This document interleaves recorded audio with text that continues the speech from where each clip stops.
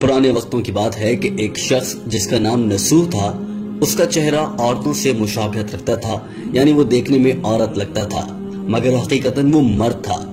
اس شخص نے عورتوں کے حمام میں نوکری حاصل کر لی جہاں عورتوں کو نہلایا جاتا تھا۔ یہ کوئی عام حمام نہیں تھا، یہ شہر کا وہ حمام تھا جہاں پر بڑی بڑی شہزادیاں اور دیگر اعلیٰ خاندانوں کی خواتین آیا کرتی تھیں۔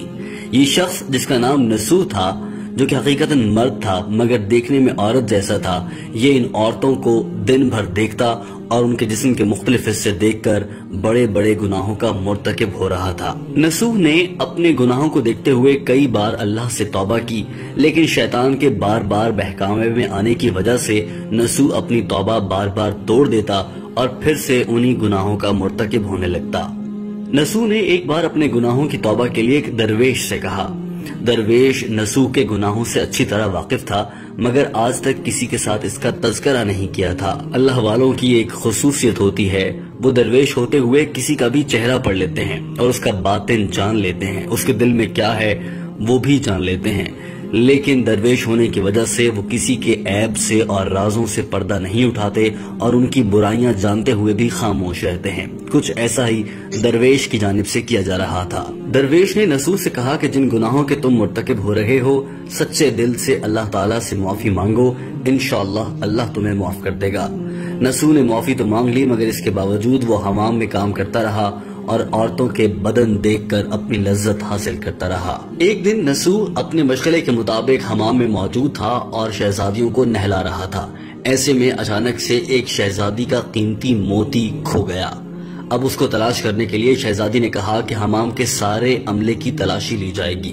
جو ہی تلاشی کا عمل شروع ہوا تو تلاشی کے طریقہ کار کے مطابق اس موقع پر لوگوں کے کپڑے اتروا دیے جاتے تھے۔ نسوح بھی حمام کے عملے کا حصہ تھا اور اس کے بھی کپڑے اتروائے جانے تھے۔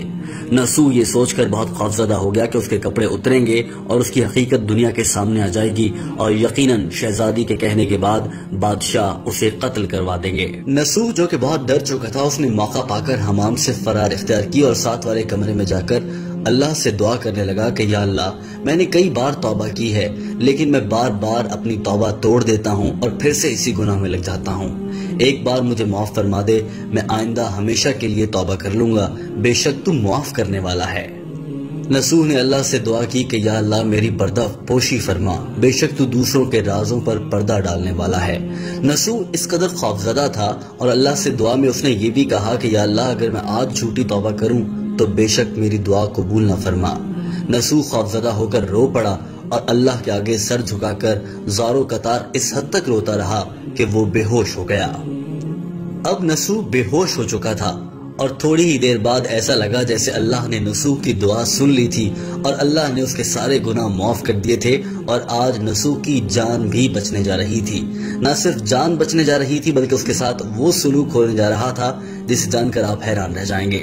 اچانک سے حمام میں اعلان ہوتا ہے کہ شہزادی کا موتی مل چکا ہے۔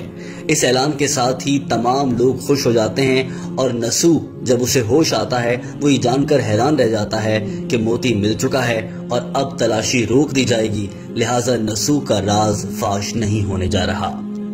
جب نسوح ہوش میں آیا تو تمام شہزادیوں کے ساتھ ساتھ حمام کا سارا عملہ اس کے ارد گرد کھڑا تھا اور ساری عورتیں اس سے معافی مانگ رہی تھی۔